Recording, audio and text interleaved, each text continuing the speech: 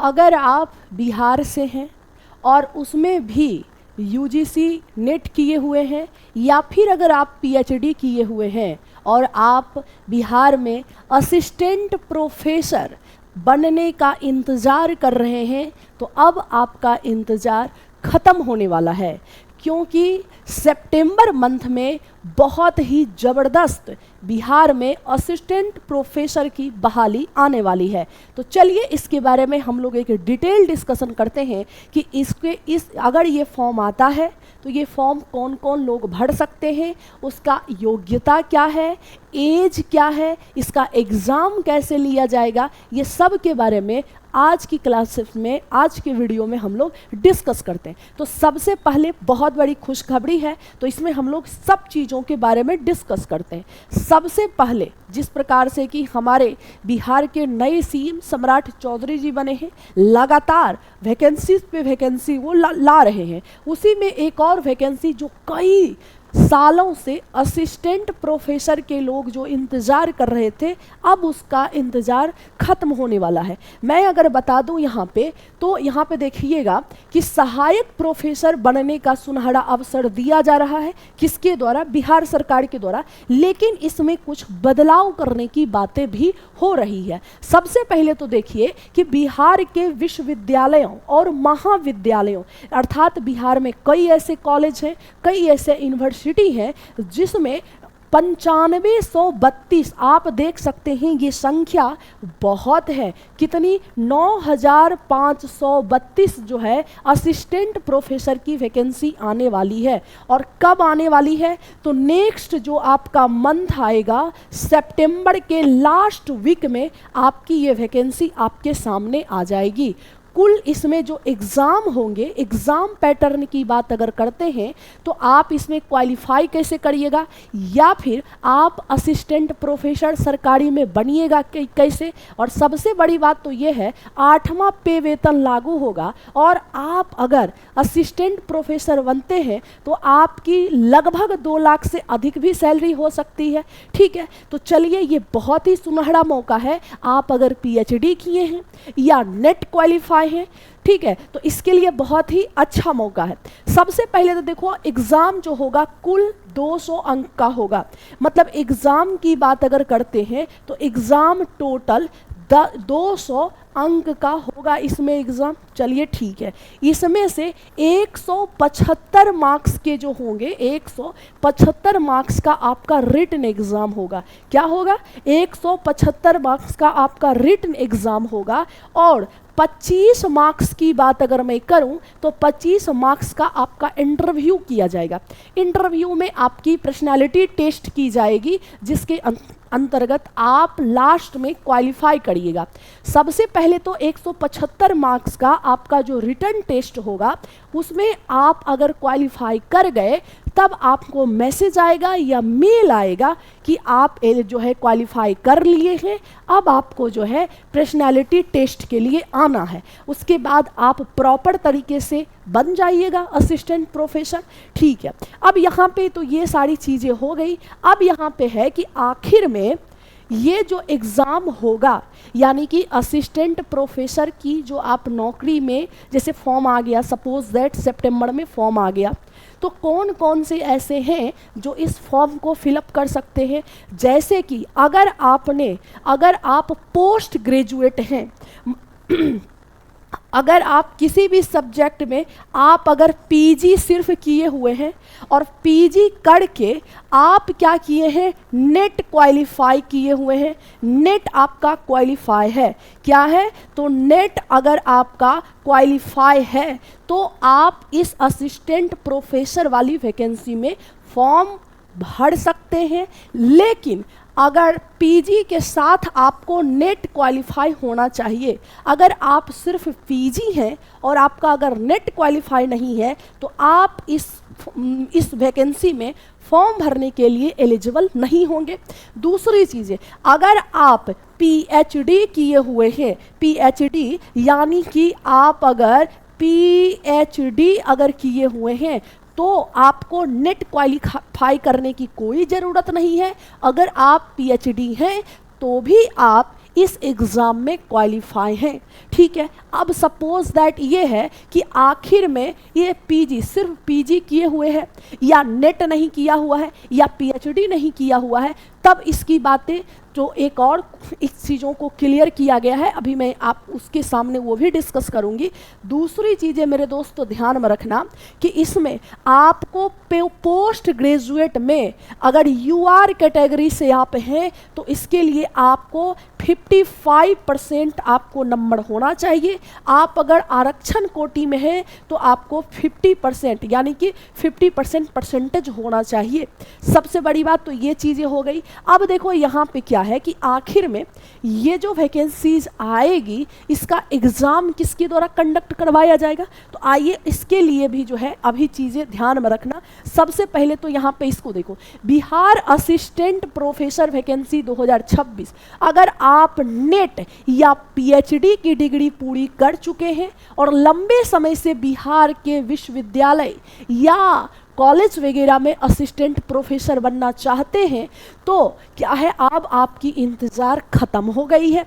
ये चीज़ें अगर मैं बात अगर करूं तो बिहार राज्य विश्वविद्यालय सेवा आयोग अब इस एग्ज़ाम को करवाएगा कौन, तो ये बिहार राज्य विश्वविद्यालय सेवा आयोग BSUSC के द्वारा करवाया जाएगा। इस एग्ज़ाम को कंडक्ट करवाया जाएगा और शिक्षा विभाग ने 9532 पदों पर नियुक्ति का प्रारूप तैयार कर लिया है, जिसे राजभवन में भी मंजूरी मिल गई है। और जब मिल गई है तो अब ये वैकेंसी सितंबर के लास्ट वीक में आपको ये वैकेंसी देखने को मिलेगा। शायद लास्ट 2026 तक होते होते आप कॉलेज में प्रोफेसर बन जाइएगा। अब यहाँ से यहाँ पे देखिए, एक ये भी पेपर कटिंग है जिसको मैंने आपके सामने लगाने का प्रयास किया, तो चलिए इसको पढ़ के आपको सुनाने का काम करते हैं।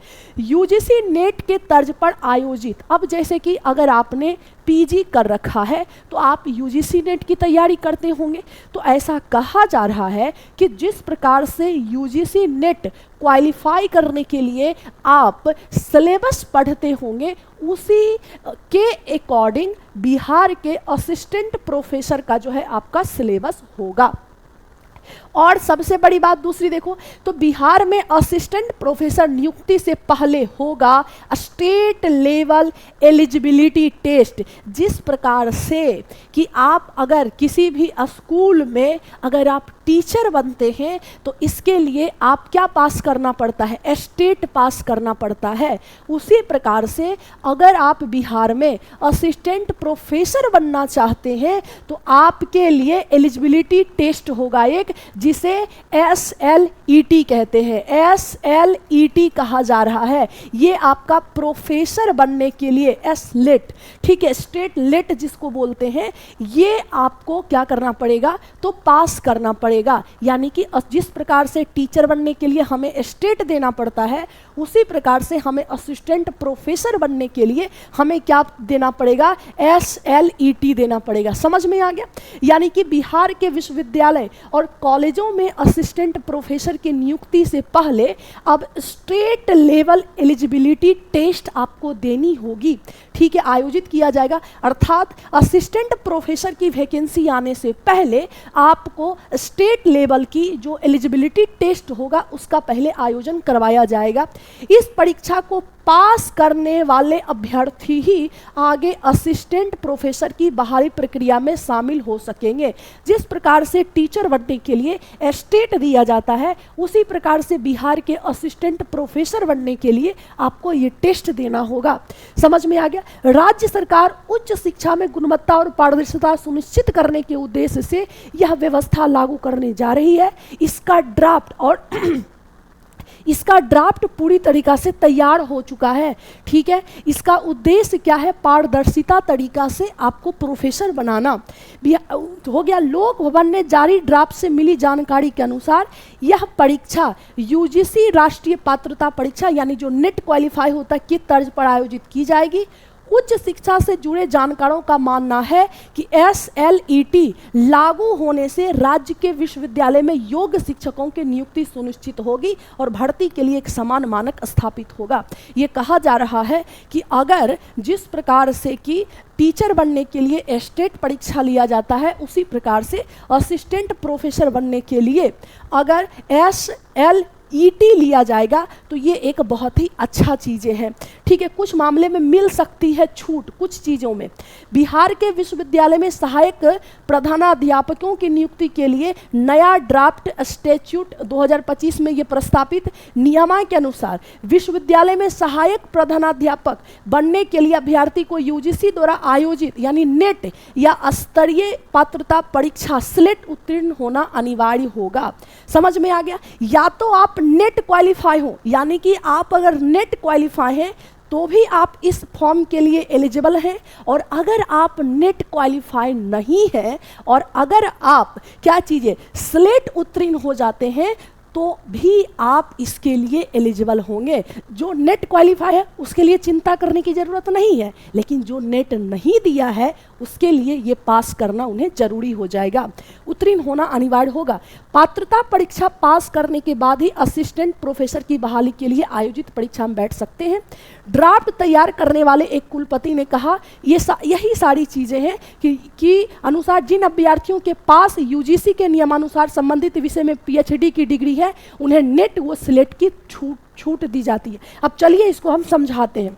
अगर आपने PG किया हुआ है, आप PG किए हुए हैं, किसी भी सब्जेक्ट से आप PG किए हुए हैं, सबसे पहले तो PG में आपके जो आप UR कैटेगरी से हैं, आप अगर UR कैटेगरी से हैं तो आपको नंबर कितना होना चाहिए? 55% नंबर होना चाहिए। और आप अगर जनरल कैटेगरी से, मतलब कि अगर आप आरक्षित कैटेगरी से हैं तो आपको 50% होना चाहिए नंबर। सबसे पहली बात ये है।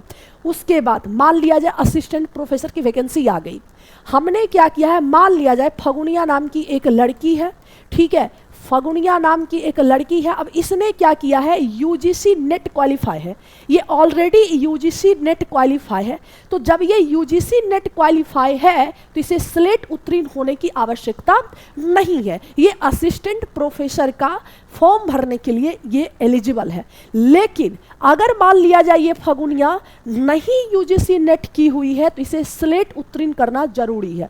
क्लियर है यहाँ तक? ये चीज़ें समझ गए।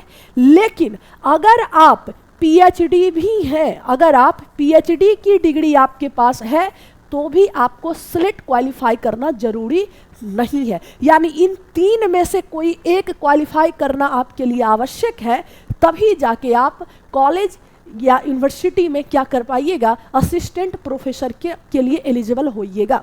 आई होप ये चीज़ें आप समझ गए होंगे। उसके बाद देखो नेट के तर्ज पर अब स्लेट अनिवार्य किया जाएगा। राज्य स्तर पे हमारा होगा स्लेट और नेशनल लेवल पे UGC नेट होता है। PG में 50% अंक अनिवार्य है, यानी कि किसके लिए, जनरल के लिए, और आरक्षित जो लोग हैं उनके लिए 50% होना चाहिए। ग्रेजुएशन में मुख्य विषय की अनिवार्यता होगी, मतलब ग्रेजुएशन में हिंदी की अनिवार्यता होगी, ठीक है, ये सब की अनिवार्यता हो, मतलब भाषा से संबंधित आपको चीज़ें होना चाहिए। जब ये सारी चीज़ें होगी तब आप जो है असिस्टेंट प्रोफेसर बन सकते हैं। और अगर आपको मेरे दोस्तों ध्यान में रखना, ये जो रिटन एग्ज़ाम क्वालिफाई वगैरह कर जाते हैं, पर्सनालिटी टेस्ट कर जाते हैं, आने वाले दिनों में आप असिस्टेंट प्रोफेसर बन जाइएगा। अब यहाँ से एक बातें होती है, तो आप अगर देर नहीं करिए, अगर आपको असिस्टेंट प्रोफेसर बनना है, आपने UGC नेट क्वालिफाई किया है या फिर आप अगर PhD किए हुए हैं, तो आप हमारे इसी चैनल से जुड़े रहिए, क्योंकि हमारी संस्थान में history, geography, polity, economy, math, English, जो अगर ये सारे सब्जेक्ट्स से आप अगर नेट क्वालिफाई किए हैं या PhD किए हुए हैं तो इसकी क्लासेस हमारे संस्थान में जो है बहुत जल्द स्टार्ट की जाएगी। तो प्लीज़ आप लोग देर नहीं करिए। मिलते हैं फिर अगले वीडियो में, ये और इसी तरीक़ा की अपडेट के लिए आप हमारे साथ जुड़े रहिए। बाकी मिलते हैं। थैंक यू, धन्यवाद।